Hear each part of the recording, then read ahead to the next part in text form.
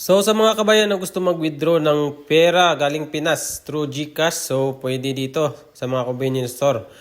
So may English language naman yan, yung mga machine. Pasok mo lang yung card mo dyan, tapos hintayin mong mag-reading yung machine. Tapos pindutin mo yung withdrawal kasi magwi-withdraw ka ng pera. Kasi alam mo naman yung magkano yen na pasok sa GCash mo eh. Tapos yan, i-enter mo yung PIN number mo.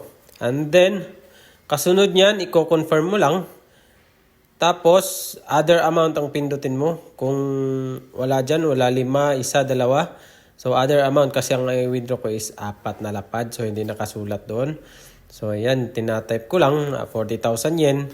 So, pindot confirm and then, yan. So, in yen ang withdrawin mo, hindi in any other currency. So, yan, hintayin mo lang, nagilaw-ilaw na, andyan na yung pera, lalabas na. Oh, wow!